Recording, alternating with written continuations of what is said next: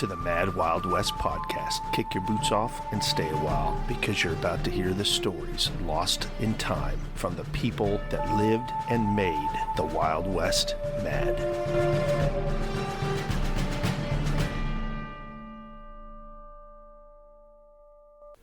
This Mad Wild West podcast is brought to you from the 1870s and brought to you by Hostetter Bitters. Hostetter's Stomach Bitters, that is. The finest tonic for nervous people is Hostetter's Stomach Bitters, which ensures perfect digestion and the active performance of their functions by the liver and bowels. As the system acquires tone through its influence of the benign medicine, the nerves grow stronger and more tranquil. Headaches cease, and that nauseous anxiety ceases. It gives way to cheerfulness and establishes a health that is beyond measure. If this is for you and you're looking to be invigorated, try Hostetter Stomach Bitters. Now, just for a little fun, I want to give you listeners a recipe from an 1800s tonic. This one was called Hamel's Wizard Oil. Here's the ingredients. Tincture of camphor, 1 ounce. Aqua ammonia, ½ ounce. Oil of sassafras, 1/4 ounce. Oil of cloves, 1 dram. Chloroform, 2 drams. Turpentine, 1 dram. And alcohol, 3½ ounces. Anything made like that will cure just about any of your problems. Okay, let me take that back. Maybe not cure it, but you'll forget about all your problems. And that's how they made over-the-counter cures back in the Mad Wild West. It's time to take a look at some news from the 1800s in the Mad Wild West. This is from the Tombstone Daily, February 10th, 1886. This one here really caught my eye. Very interesting. It says, among the relics of the last war stored away in the United States Ordnance Museum on 7th Street is a saber, fully 5 feet long, which was found on the battlefield of Manassas. This formidable-looking weapon was evidently made in some village blacksmith shop from the fabled plowshare at the outbreak of the war, and its handle appears to have been carved with a jackknife from a cow's horn. A Virginian who visited the museum last week recognized the saber as one that had been used by a giant Virginian cavalryman in Stuart's command. The cavalryman in question said the Virginian was nearly 7 feet high and broad in proportion. He had that big saber made by a crossroads horseshoer and fought his way through the Yankee lines with it and entered Washington. But the poor fellow, he was shot at Manassas before he could carry out his own rash purposes. Pretty crazy what you find when you start digging through old newspapers. A giant in the Civil War. Here's the headline from the Arizona Sentinel, August 18th, 1883, a stagecoach robbery. Florence, Arizona, August 11th. Last night, the eastbound stage from this place to Globe was attacked by road agents at a point in the canyon 2 or 3 miles above Riverside, on the road to Pioneer.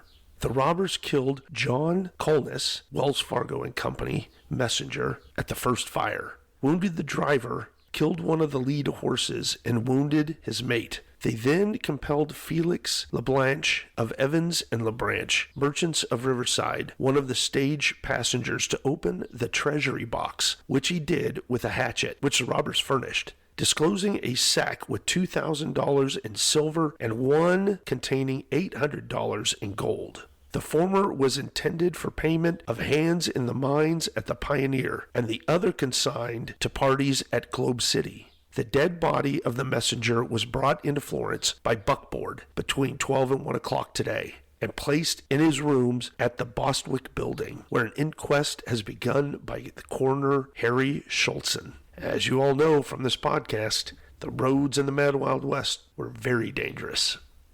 It's time now to get on with the main story. Today we're talking about the Salt River Massacre in Arizona, east of Phoenix. The Salt River flows out of the east of Phoenix and actually cuts back through Phoenix. If you've never been, it's a beautiful place. You could currently float down it, whether it's on inner tubes, kayaks, whatever, but beautiful place. And you can even see wild horses. I've seen them myself a couple times along the riverbanks. So gorgeous, and it's hard to believe when you're floating down it that 160, 170 years ago, there was a very real tragedy that happened there. We're picking up the story here. This was written a first-hand account by a lieutenant that was serving in the cavalry here in Arizona at the time. And we're going to pick it up where it's a time when the cavalry were roaming in squads throughout the lands of Arizona and New Mexico, and right in the middle of the Indian Wars. So we're going to pick it up right where a band is talking to one of the scouts. Many times these scouts were Native American scouts helping the cavalry, and that's what it is in this case. So let's pick it up here where the writer, the lieutenant, talks about this sad story. We were becoming rather nervous by this time, as we still had in mind what Nahi had said the previous evening about killing the last of the enemy, or being compelled to fight our own way back. Nahi was thoroughly composed and smiled when some of the party insinuated a doubt about the existence of any large rancheria in the neighborhood. Wait and see was all the reply he would use. By advice of Nahi, Major Brown ordered Lieutenant William Ross to proceed forward on the trail with 12 or 15 of the best shots among the soldiers, and such of the packers as had obtained permission to accompany the command. Nahi led them down a slippery, rocky, dangerous trail in the wall of the gloomy canyon, which in the cold gray light of the slowly creeping dawn and under the gloom of our surroundings made us think of the valley of the shadow of death. "They ought to be very near here," said Major Brown. "Good heavens, what's all that?" It was a noise equal to that of a full battery of 6-pounders going off at once. Brown knew something of the greatest consequence had happened, and he wasn't the man to wait for the arrival of messengers. He ordered me to take command of the first 40 men in advance, without waiting to see whether they were white or red soldiers or packers, and go down the side of the canyon on the run until I had joined Ross, and taken up the position as close to the enemy as possible for me to get without bringing on a fight. Meantime, he would gather up all the rest of the command and follow me as fast as he could and relieve me. There was no trouble at all getting down into the canyon. The difficulty was to hold on to the trail. Any man lost his footing, he would not have stopped until he struck the current of the Salt River, hundreds of feet below. In spite of everything, we clambered down, and by the great good luck broke no necks. As we turned a sudden angle in the wall, we saw the condition of affairs most completely.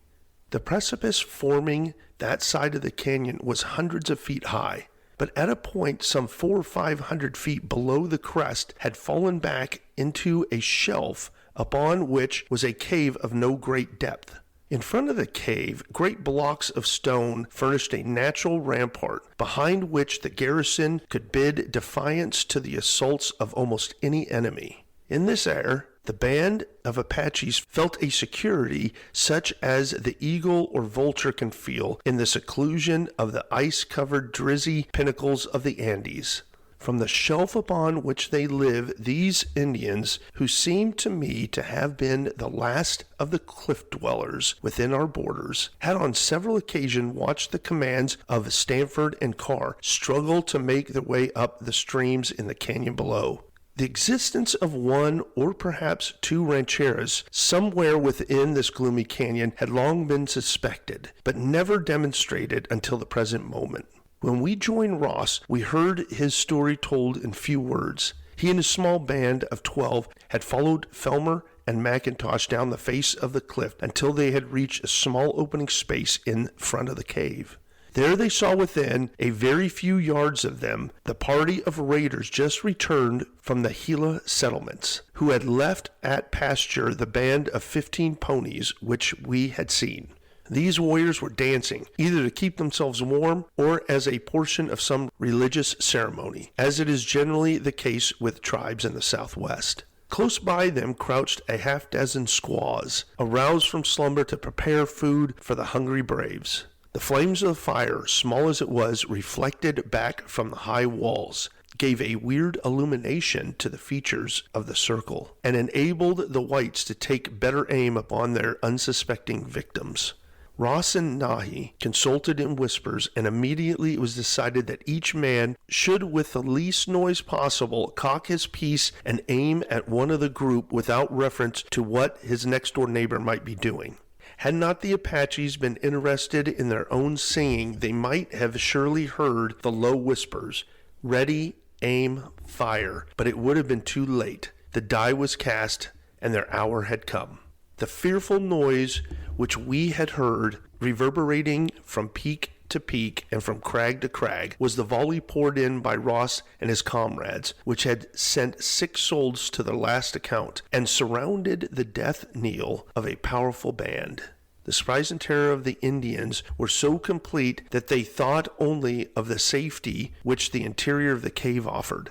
And as a consequence, when my party arrived on the scene, although there were a number of arrows thrown at us as we descended the path and rounded the angle, yet no attempt was made at a counter-assault. And before the Apaches could recover from their astonishments, the two parties united, numbering more than 50, near 60 men, had secured position within 30 yards of one flank of the cave, and within 40 yards of the other, and each man posted behind rocks in such a manner that he might just as well be in a rifle pit. My instructions were not to make any fight, but to keep the Apaches occupied, in case they tried to break out of the trap, and to order all men to shelter themselves to the utmost. Major Brown was down in the remainder of the command almost before a shot could be exchanged with the enemy. Although there were 2 more killed either a moment before his arrival or very soon after. One of these was Apima, one of our own allies, who persisted in disregarding orders and exposed himself to the enemy's fire and was shot through the body and died before he ever knew what struck him. The other was one of the Apaches who had sneaked down along our right flank and was making his way out to try to open up communications with another village and get its people to attack us in the rear. He counted without his host and died a victim to his own carelessness. He had climbed to the top of a high rock some distance down the canyon, and there fancied himself safe from our shots, and turned to give a yell of defiance. His figure outlined against the sky was an excellent mark, and there was an excellent shot among us to take full advantage of it. Blacksmith John Cahill, and his rifle in position like a flash, and shot the Indian through the body. At the time of the fight, we did not know that the Indian had been killed, although Cahill insisted that he had shot him as described, and as those nearest him believed. The corpse could not be found in the rocks before we left, and therefore was not counted. But the squaws at San Carlos have long since told me that their relative was killed there, and that his remains were found after we had left the neighborhood. Brown's first work was to see that the whole line was impregnable to assault from the beleaguered garrison of the cave, and then he directed his interpreters to summon all to an unconditional surrender. The only answer was a shriek of hatred and defiance, threats of what we had to expect, yells and at the thought that none of us should ever see the light of day, but should furnish a banquet for the crows and buzzards, and some scattering shots fired in pure bravado. Brown again summoned all to surrender, and when jeers were once more his sole response, he called upon the Apaches to allow their women and children to come out and assured them kind treatment. To this the answer was the same, the jeers and the taunts of the garrison assuring our people that they were in dead earnest in saying that they intended to fight till they died. For some moments the Apaches resorted to old tactics of enticing some of our unweary soldiers to expose themselves above the wall of rocks behind which Major Brown ordered all to crouch. A hat or war bonnet would be set upon the end of a bow, and held in such a way to make believe that there was a warrior behind it, and induce someone proud of his marksmanship to lay for the red man and brother, who would in his turn be laying for the white man in some coign of vintage close to where his squaws was holding the headgear. But such tricks were entirely too transparent to deceive many, and after a short time the Apaches themselves grew tired of them and began trying new methods. They seemed to be abundantly provided with arrows and lances, and of the former made no saving, but would send them flying in the air in hope that upon coming back to earth they might hit those of our regard who were not taking such good care of themselves as were their brothers at the front of the skirmish line. There was a lull of a few minutes. Each side was measuring its own strength and that of its opponent. It was apparent that any attempt to escalate without ladders would result in the loss of more than half our command.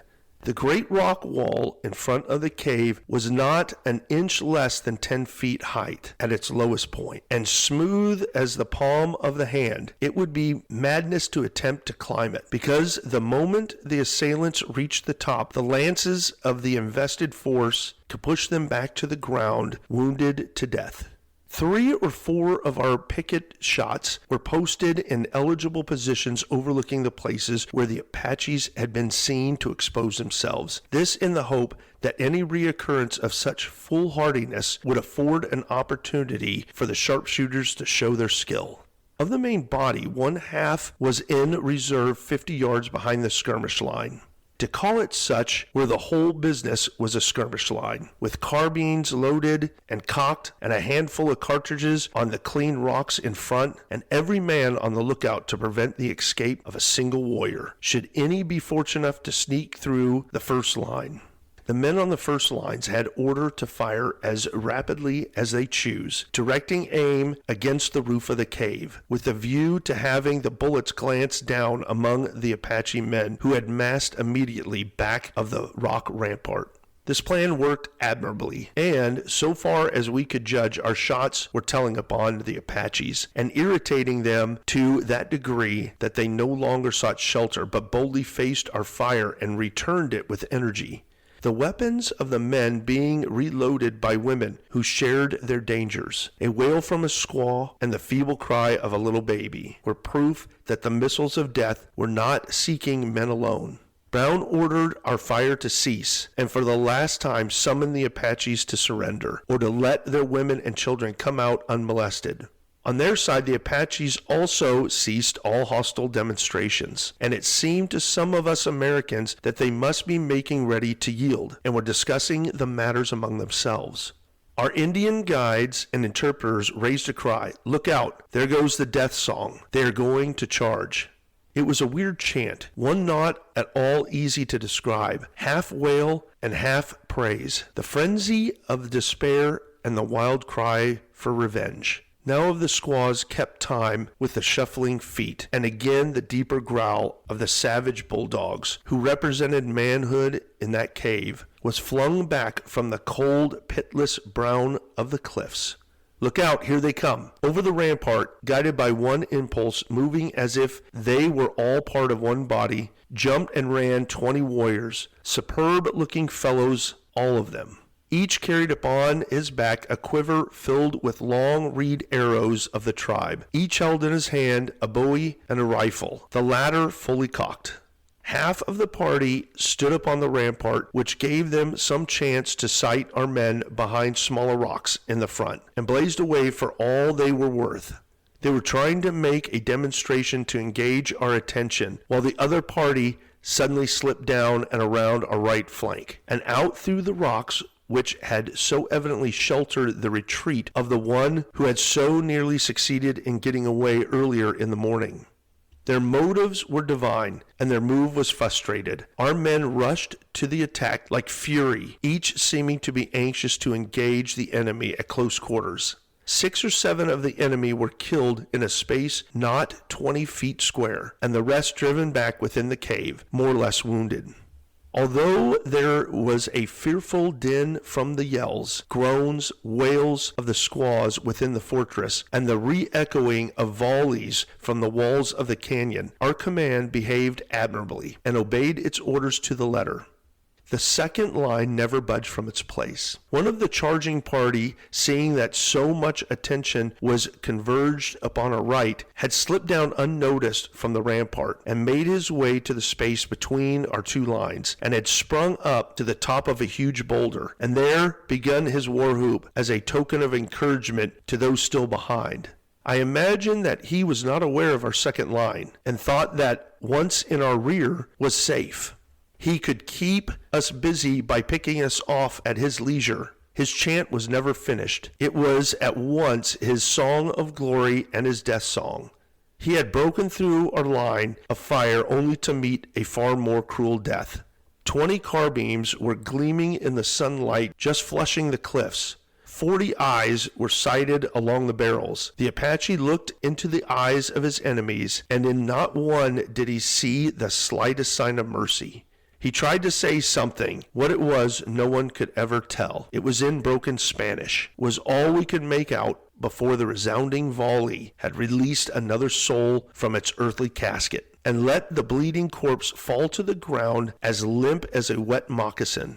He was really a handsome warrior, tall, well-proportioned, finely muscled, and with a bold, manly countenance. Shot to death was the verdict of all who paused to look upon him. But that didn't half express the state of the case. I have never seen a man more thoroughly shot into pieces than that one was. Every bullet seemed to have struck, and not less than 8 or 10 had inflicted mortal wounds. The Apaches in the cave, with death now staring them in the face, did not seem to lose their courage, or shall we say their despair. They resumed their chant and sang with vigor and boldness until Brown determined that the battle or siege must end. Our two lines were now massed in one, and every officer and man told to get ready a package of cartridges. And then, as fast as the breech block of the carbine could be opened and lowered, we were to fire into the mouth of the cave, hoping to inflict the greatest damage by glancing bullets, and then charge in by the entrance on our right flank. The lead poured in by the bucketful, but strangely enough, there was a lull for a moment or two without orders. A little Apache boy, not over 4 years old, ran out from within the cave and stood with thumb in mouth, looking in speechless wonder and indignation at the belching barrels. He was not in much danger because all the carbines were aiming upwards at the roof. Nevertheless, a bullet, whether from our line direct or hurled down from the rocky ceiling, struck the youngster on the skull and plowed a path for itself around the back of his neck, leaving a welt as big as one's finger. The youngster was knocked off his feet and added the tribute of his howls to the roars and echoes of the conflict. Nahi sprang like a deer to where the boy lay and grasped him by one arm and ran him behind a stone. Our men spontaneously ceased firing for 1 minute to cheer Nahi and the kid. The fight was then resumed with great vigor. The Apaches did not relax their fire, but from the increasing groans of the women, we knew that our shots were telling either upon the women in the cave or upon their relatives among the men for whom they were sorrowing. It was exactly like fighting with wild animals in a trap. The Apaches had made up their minds to die if relief did not reach them from some other rancheras, supposed to be close by. Ever since early morning, nothing had been seen of Bruins and Thomas, the men of Company G. With a detachment of Pima guides, they had been sent off to follow the trail of the 15 ponies found at day dawn. Brown was under the impression that the riding party belonging to the cave might have split into 2 or 3 parties, and that some of the latter ones might be trapped and ambushed while ascending the mountain. This was before Ross and Nahi and Felmer had discovered the cave and forced the fight. This part of our forces had marched a long distance down the mountain and was returning to rejoin us when the roar of the carbines apprised them that the worst kind of fight was going on, and that their help would be needed badly. They came back on the double, and as soon as they reached the summit of the precipice, were halted to let the men get their breath. It was a most fortunate thing that they did so, and at that particular spot. Burns and several others went to the crest and leaned over to see what all the frightful hubbub was about. They saw the conflict going on beneath them, and in spite of the smoke, could make out the Apaches were nestling up close to the rock rampart, so as to avoid as much as possible the projectiles which were raining down from the roof of their home. It did not take Burns 5 seconds to decide what should be done. He had 2 of his men harnessed with suspenders of their comrades and made them lean well over the precipice. While the harness was used to hold them in place, these men were to fire with their revolvers at the enemy beneath, and for a volley or so they did very effective work. But the Irish blood got the better of their reason, and in their excitement they began to throw their revolvers at the enemy. This kind of ammunition was rather too costly, but it suggested a novel method of annihilating the enemy. Burns orders men to get together and roll several of the huge boulders which covered the surface of the mountain and drop them over the unsuspecting foe. The noise was frightful, the destruction sickening. Our volleys were still directed against the interface of the cave and the roof, and the Apaches seemed to realize that their only safety lay in crouching close to the great stone heap in front. But even this precarious shelter was now taken away. The air was filled with bounding, plunging fragments of stone, breaking into thousands of pieces with other thousands behind, crashing down with the momentum gained in the descent of hundreds of feet. No human voice could be heard in such cyclone of wrath. The volume of dust was so dense that no eye could pierce it, but over on our left, it seemed that for some reason we could still discern several figures guarding that extremity of the enemy's line. The old medicine man, who, decked in all his fancy of his office, with feathers on his head, decorated shirt on back, and all the sacred insignia known to his people, had defied the approach of death, and kept his place, firing coolly at everything that moved on our side that he could see. His rifle reloaded and handed back to his assistants, either squaws or young men. It was impossible to tell which, as only the armed could be noted in the air. Major Brown signaled up to Burns to stop pouring down his boulders, and at the same time our men were directed to cease fire and to make ready a charge. The fire of the Apaches had ceased, and their chants of defiance were hushed. There was a feeling in the command as if we were about to rush through the gates of a cemetery, and that we should find ghastly spectacles within. But at the same time, it might be that the Apaches had retreated to some recesses in the innermost depths of the cavern unknown to us, and to be prepared to assail all who ventured to cross the wall in front. Precisely at noon we advanced, Corporal Halon of Company G, 5th Cavalry, being the first man to surmount the wall. I hope that my readers will be satisfied with the meagerest description of the awful sight that met our eyes. There were men and women dead or writhing in agonies of death, and with them several babies killed by our glancing bullets, or by the storm of rocks and stones that ascended from above. While one portion of the command worked at extraditing the bodies from beneath the pile of debris, another stood guard with cocked revolvers or carbines, ready to blow the brains out of the Apache who might, in his desperation, attempt to kill one of our people. But his precaution was entirely useless. All idea of resistance had been completely knocked out of the heads of the survivors, of whom, to our astonishment, there were over 30. How any of the garrison had ever escaped such a storm of missiles was at first a mystery to us, as the cave was scarcely a cave at all, but rather a cliff dwelling, and of no extended depth. However, there were many large slabs of flat stone within the enclosure, either left there by nature or carried by squaws to be employed in various domestic purposes. Behind and under many of the squaws had crept, and others had piled upon the dead to screen themselves and their children from the fury of our assault. 35, if I remember aright, were still living, but in the number are included all who were still breathing. Many were already dying, and nearly one half were dead before we started out of that dreadful place. None of the warriors were conscious except one old man who serenely awaited the last summons. He had received 5 or 6 wounds and was practically dead when we sprang over the entrance wall. There was a general sentiment of sorrow for the old medicine man who had stood up so fiercely on the left of the Apache line. We found his still warm corpse, crushed out of all semblance of humanity beneath a huge mass of rock, which had also extinguished at one fell stroke the light of the life of the squaw and the young man who had remained by his side. The amount of plunder and supplies of all kinds was extremely great, and the band inhabiting these cliffs must have lived with some comfort. There was a great amount of food, roasted mescal, seeds of all kinds, jerked mule or pony meat, and all else that the Indians were wont to store for the winter. Bows and arrows in any quantity, lances, war clubs, guns of various kinds, with ammunition fixed and loose, a perfect stronghold well supplied. So much of the mescal and other food as our scouts wished to pack off on their own backs was allowed them, and everything else was given to flames. No attempt was made to bury the dead, who, with the exception of our own Pimas, were left where they fell. There's the first-hand account of the Salt River Massacre in the Mad Wild West.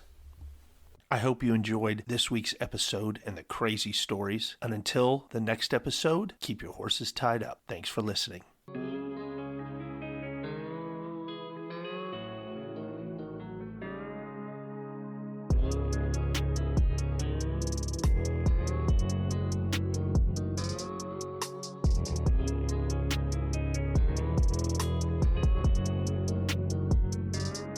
The Mad Wild West Podcast. These are the true stories that made it wild.